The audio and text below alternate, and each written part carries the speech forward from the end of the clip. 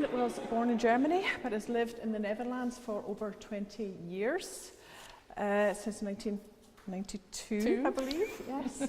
Our work is in collections across Europe, in museum collections, private collections and galleries. This exhibition, Day Breaks, Night Falls, has come, the work alone here has come from France, Germany and the Netherlands. And Melissa mentioned the effort it took to take the work into the gallery. Anne has a wonderful team with her as well, some who are still here. It was a wonderful effort on everybody concerned, but what's really beautiful about the exhibition is that all that effort, you don't actually see it. To me, it looks as though the work has somehow glided into the gallery. When I first saw Anne's work, when I saw your work, Anne, in Rotterdam, in Tent in 2014, a very large show. I think there's a reference to it on the little kind of video screen out there called the Opaque Palace.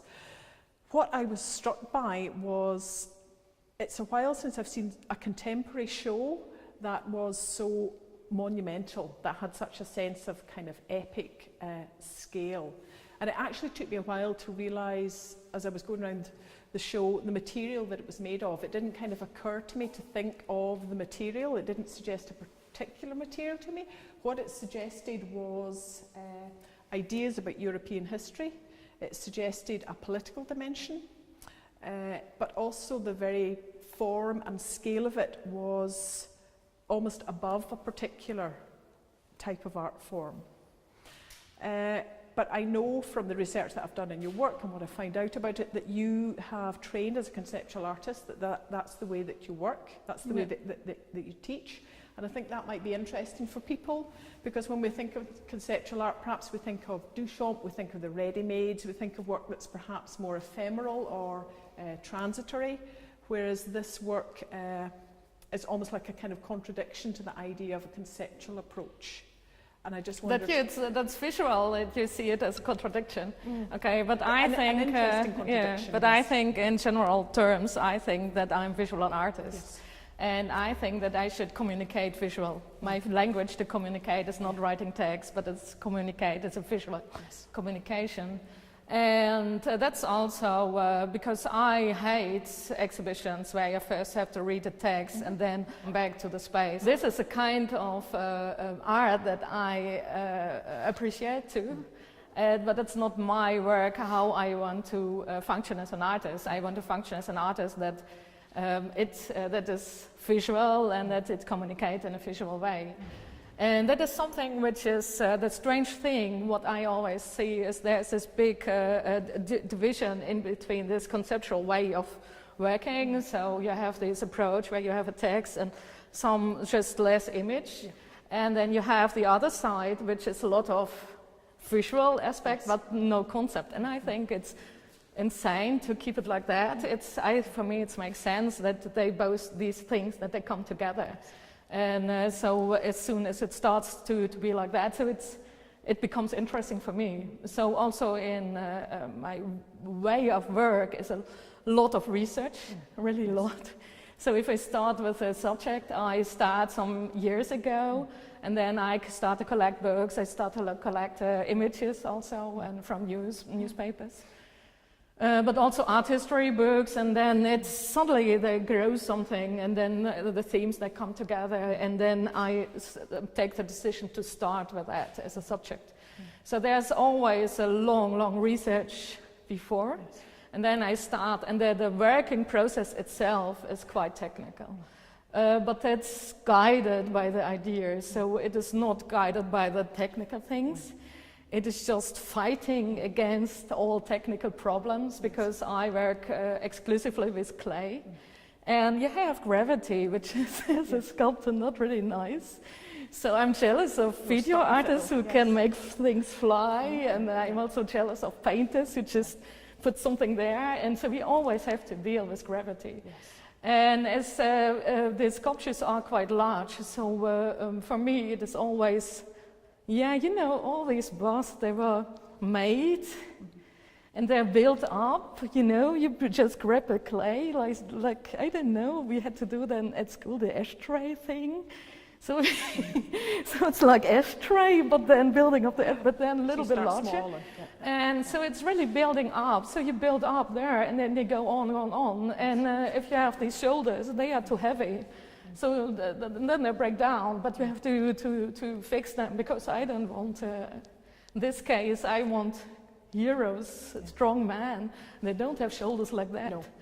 So you have to, there comes a technical aspect, so which is important to keep this up. But it's always also with the flower works. The flower works, if you have that flower over there, it is, I wanted overloaded flowers with a lot of flowers, and then you build it, and if it's really overloaded, so when we built it, it was quite often that whole branches fell down. It was like autumn. Yes. It looks almost ready to come over. Still, it's got that balance between being upright and almost going to go. Yeah. But that's fighting, you know. Yes. That's the reason. So I have the concept as a guidance, and then the technique follows, which means that we have to solve these technical problems due to the concept. The other thing, obviously, that strikes me about your work is that it's deeply political. It kind of disturbs and kind of creates, it problematizes those kind of icons and the kind of images of war that perhaps we come to just see as kind of background noise, that the idea of kind of commemoration, any kind of conversation or debate around that is usually about the ideology behind it. In a sense, we become so used to some of those icons of that. And that's what I find particularly moving about your work, is that it really does start to disrupt images that we're familiar with, which should activate a kind of train of thought to think perhaps more about why we're commemorating, or the kind of cycles of war and violence that gets us to that point. You've mentioned the connection with art history.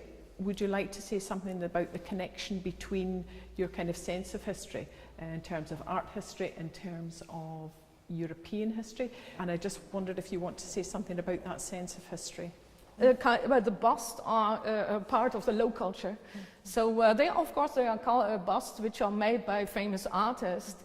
But I think that most of the busts, I think 99% of the busts are made by unknown artists.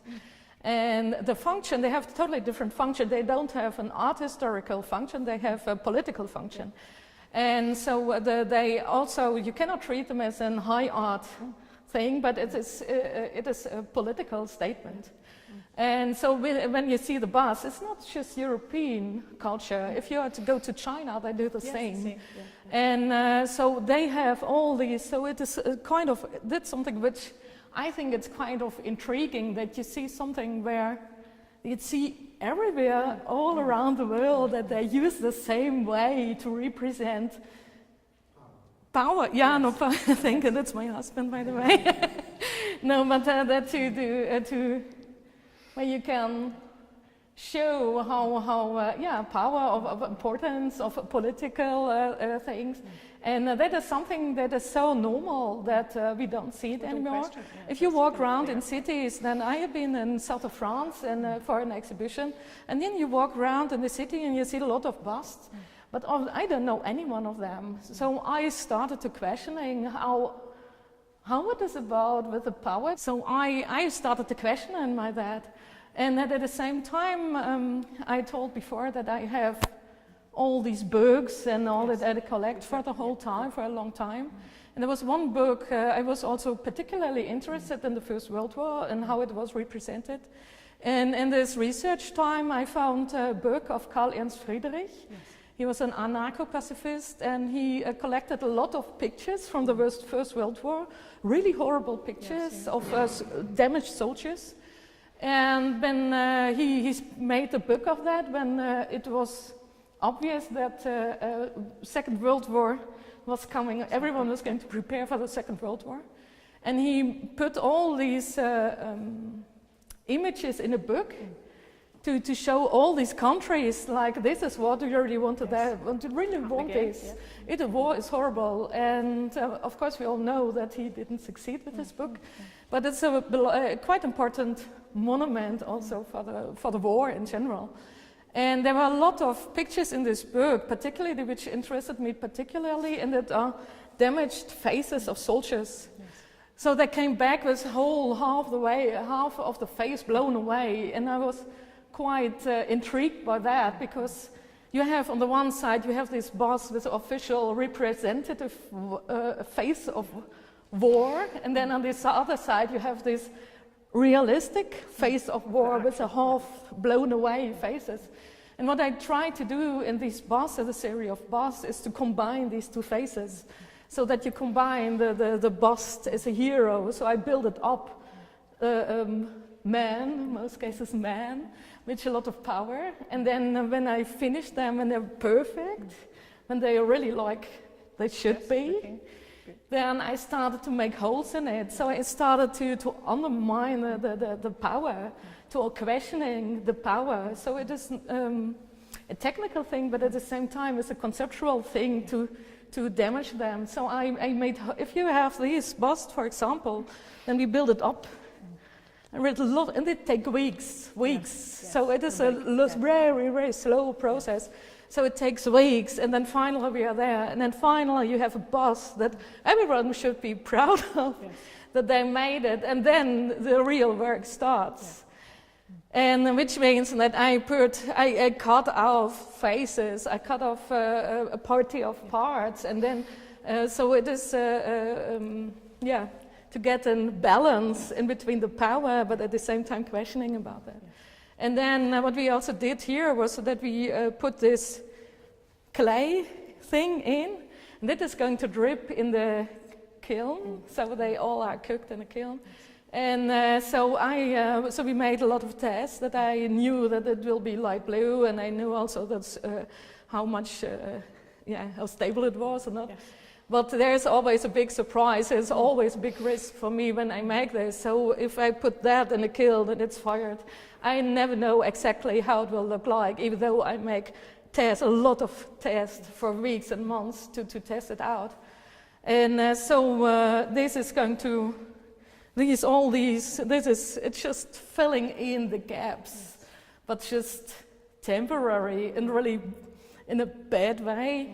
And then it's going to melt down, it's a kind of meltdown. And then you see that these powerful men, they're also hollow, they're just disappear, so they're just weak.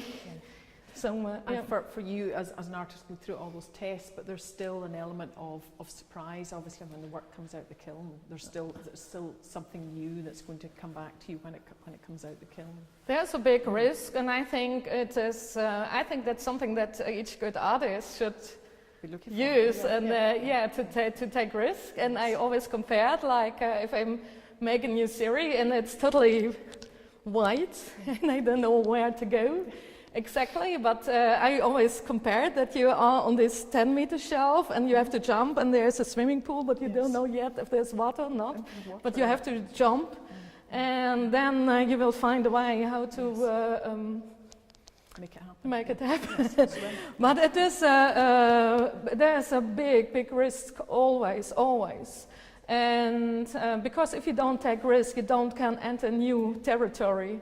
And I think it's my duty as an artist to enter new territories, and also to show people things that I know in a way. So the boss are quite familiar, where they treat them in a way that suddenly the audience will see it in a different way and questioning themselves, like, do our busts always like that, and how do I see power, and how do I see all that? So it's more, I think the questioning thing, it's, in general terms, it's quite important that all these works that are in the show are questions. That are not, they are statements, but statements formulated as a question. I think that is quite important, that I want the viewer to start thinking. It still leaves it open. There's a number of interpretations, obviously, that people can have about that. So that statement is still open. It's still open to an audience and to viewers to come Because to that. I even have by myself, I have my own questions about power. Because of course, with all the politicians, we accept that they have the power. I do that too. But at the same time, they look so tired, and I don't know why we should give them the power. And we all accept that they have it, and that is a strange thing. I accept it by myself too. But at the same time, I see that they always have these tired faces. If you see Obama, then when he started, and if you see Obama now, they become so old in a really quick time.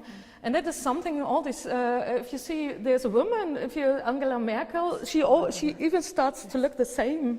So there is a kind of strange thing that we accept that we give these people the power, but at the same time, I don't know if they really have this capacity to do this. Yes, but perhaps they make claims for their own power that they can't perhaps physically or live up to in a kind of human sense. Yeah. They're certainly flawed, as people. So.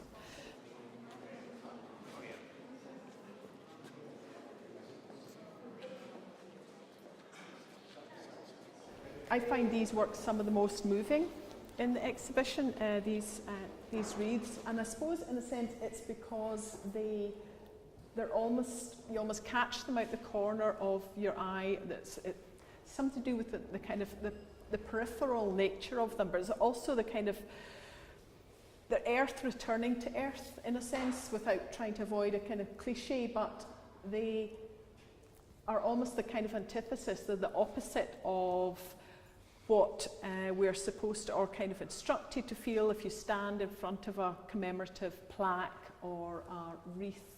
It's almost like going behind the scenes of what that pull on our emotions is intended to do. I think these works, they're so kind of quiet, and they're placing on the ground, and their movement towards the ground are making us kind of think about all of those kind of ideologies behind a commemorative piece. We're not commemorating here. I think these works are asking us to think about the whole idea of commemorating. And I know that Anne has visited monuments and memorials, not just throughout Europe, but everywhere. China, Australia, here. And I just wondered if you wanted to say something about how that feeds into this work. Okay, I told before that I was intrigued by this First World War thing, and then I live in Rotterdam, and so it was quite close to Belgium. And that was, I think, then I started I started in Berlin, I think, and I was in Berlin in 2008, and you have then this whole history of Germany. You have then the Nazi, you have the DDR, you have all this impact of politics, and you can visit all the spaces. You can visit, you see the impact of this politics on things, and that you can find there. And I was intrigued by the way that I told before that I think that as a visual artist, my language is a visual language, and as visual artist, I also made analysis of how there is a big politics that use massively visual aspects to make us feel something.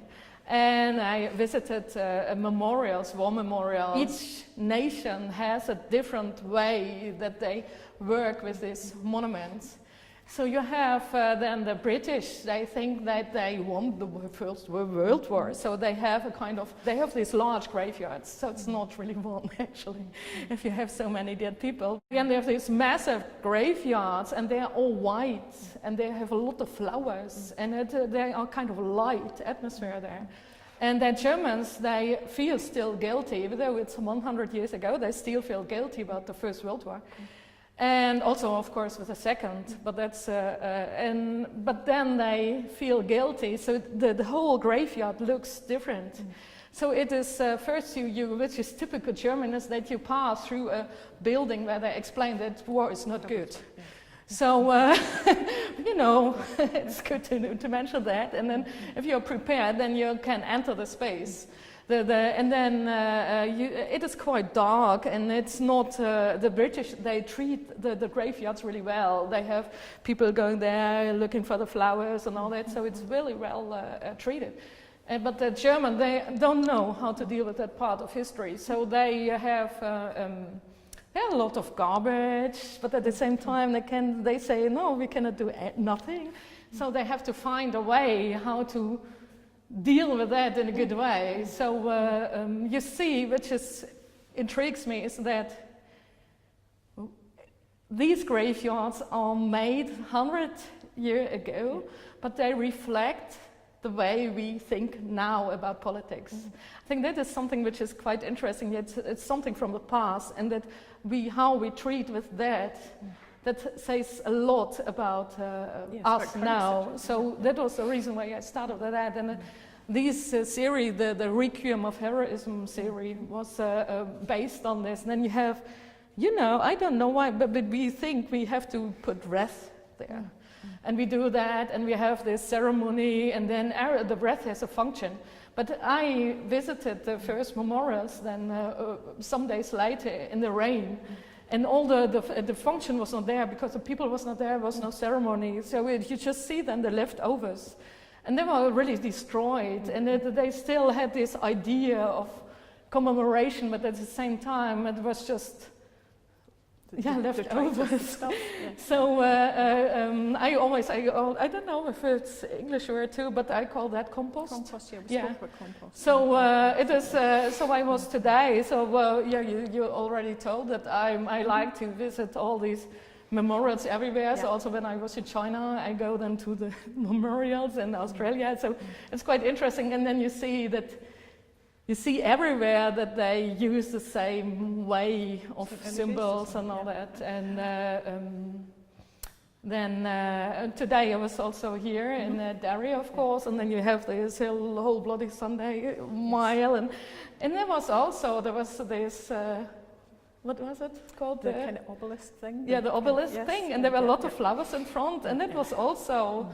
They already were compost almost, and then you have the same. So it is meant to be there, and it is used, but at the same time, it is what is. I ask questioning about why do we do this, and what is left over, and do we do this just for ourselves at the moment, or is it? I don't know. There are a lot of questions I have around that subject, and I think it's good to be aware that to be critic about this. But the problem is, what I also saw today is, you also see it in Belgium that as soon as you have this commemoration, that you also have a kind of. In Belgium, I know that there is this big right-wing party. After the First World War, when the Flemish people they were not Flemish, they had no right to speak their own language. And then after the fighting in the First World War, they said we want our right. So we lost our blood, now we want our right. And there was always this problem that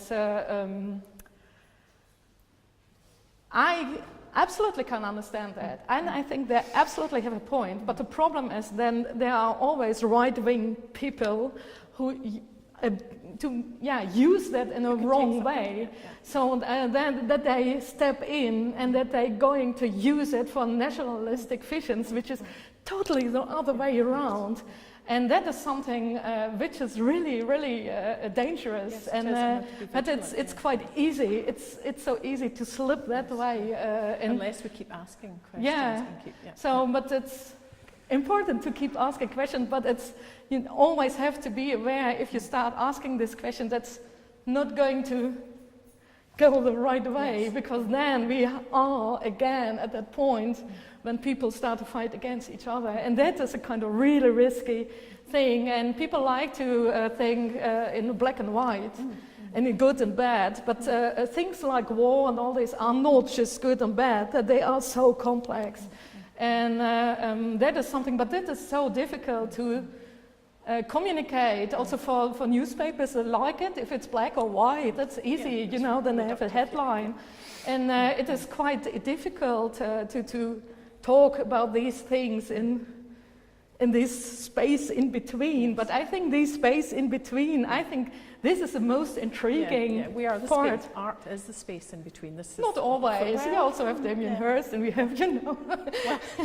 we also have really this kind of black and white thing in the art. But but hopefully we can, use this discursive kind of middle kind of ground. I like to play with the works that I have, and I like here that it both refers also to castles and to have this large flower bouquets and this vase that you have in castles. So it's more like a reference there, but it's not that the flowers are of course not politic in a way, but it's more about the a kind of vanitas, that you're aware that that something is going to. Yeah, also the same questioning like flowers are beautiful, but at the same time, and we all want to have flowers, but at the same time, it's about they are too large. So why are they too large? And does it still resist if it's too large? So there is, if they are overloaded, then we get problems, and I think that's everywhere. So that's more the questioning about the flower thing. But I think that the silent landscapes, because I understand you totally that you don't want to talk there. It's also the title is silent landscape, so it should be silent. But it's a landscape, but at the same time it was also based on a news. So it was based on this Hurricane Katrina, first the tsunami, and then Hurricane Katrina, and how we perceive that. If there was this, and it was Christmas, and I think 2004 or 5, there was this big tsunami, and we were sitting with Christmas in the most cozy, warm houses with Christmas trees, with lots of food and good wines. And then but at the same time, I recognized that people love to see this drama, that we all sitting on the television like, oh yeah, there's still some people more dying. And then that was the first time that I became aware that we love drama, to see drama. So you have always, if there's an accident happening on the street, then there was always a traffic jam on the other side of people watching. And there's a strange thing that we love to see that. And because of this, that was the basic thing. I started with silent landscape, so that you have the beautiness of the nature, but at the same time there is the words which are in part, so they are idyllic but threatening at the same time, kind of nightmarish thing. And the other space is more open, which is less nightmarish, but it is destroyed. So there is this dialectic thing, which is, I think, you can find in all the works, because as I told you before, I'm as soon as I don't understand something, as soon as I start myself questions, then it becomes interesting for me. So I think on all these works, they are things that the basic thing is that I recognize things, but I don't understand them. I feel both. I feel also with the flowers, I think, that they are almost dead, but at the same time they are on the top of their life, and also with the landscape that's beautiful, but a kind of nightmare thing at the same time. And so also with this politics that I absorb, I think it's good to remember the war, but at the same time I'm quite aware about the problems with that, going hand in hand with that. And so so I create a space where I ask the question, I keep the questions, and so I want to give my own questions to you, so that you start to think by yourself, and you just, start to experience it and ask yourself, how do you see things? So, Oh, I have my artwork, and I have my public face. No, I have my artwork, and I have my personal thing, and I know I heard it so often that people are happy when first they saw my work, and then they met me. They're happy that I'm not depressed somewhere in the corner, so that they can talk to me and having a good time. And so I already know that, and I think there's a big difference for me as a private person. So as a private person, I love life. Also as an artist, I love life, but I have questions about that. And in my private life, I have less questions. I just do, for this. And then in my artwork, I start to work on these questions that I discover while walking through life. And I think it is, I don't know. I think humor is, of course, you're also allowed to laugh, but I also get a smile on the face when I work on that, but it's a different smile. It's more a smile when I understand that I'm reaching the point where it becomes interesting as a subject. And it is a different smile than just this laughter which disappears quite quick. So with artwork, I want to keep that point, I think, where we start to reach the main questions of life. I think that's also questions which are not just for a short moment, but I think they are there for centuries. I think they belong strong. I deeply be strong that they are part of our human life. And for me, as a private person, then we have a lot of pleasure in the studio. And normally we work, then we like to have jokes because it's just, I already told it's just weeks doing this, building up. So meanwhile we make jokes, but the work is not a joke. No, I'm quite serious about that. Yeah. I'm absolutely critic about artists who are doing now artwork right now, and because I think they always can be better, or I don't know. They're just, but that is if you are an artist as yourself, then you start to become so critic about all these things, and so it's sometimes easier to look at things which had been made 100 years ago or 200 years ago. So it's easier to do that, and then I look at them, and so it's not.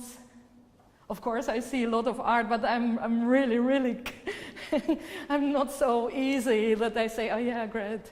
So I want to achieve something also with building up a show. I want to achieve a quite high level.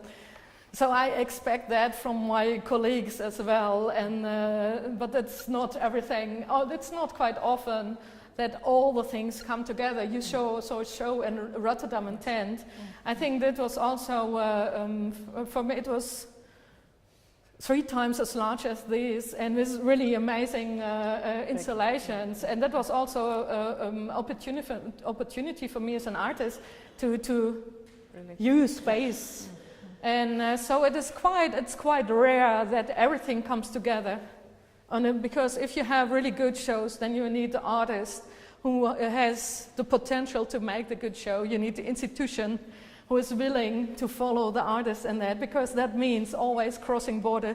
They cut off the whole half of the banister here. So you need institutions like that who are willing to follow the artist's ideas. And then there's always this financial thing if you make larger sculptures, and then everything needs to come together, and that is quite rare that it happens. So that all the things that they come together in one moment.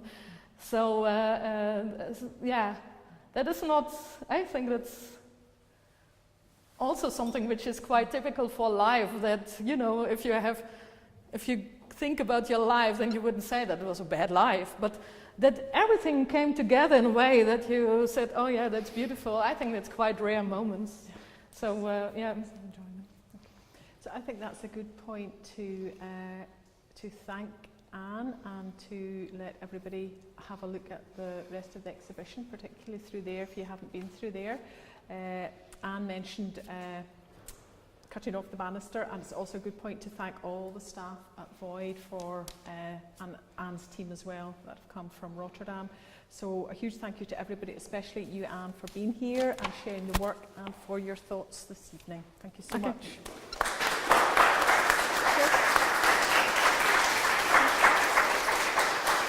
Then it's just up to me to say thank you. No, but I'm thank you to you, because you had been there on a day off in Rotterdam, yes, and you saw the show, and that was the starting point why I'm here. And thank to Void for all the support, and of course I always have to thank where are they? Hello, lovely assistants, because it is. I'm happy that they're here too. Also thank for Void for the possibilities that I can bring them here, because It is, you mentioned in the beginning that the works look quite that, yeah, it's natural that they are there, but it's not natural. There's always a lot of heavy thing. They are heavy and they are fragile at the same time, so we have this technical part and which has to be done really careful, and so I'm happy also that I could bring my assistants here because they know my work really well and they support me really well, and we had a good time here too. So, and so, yeah. Well done. Time for a glass. Yeah. And enjoy the show.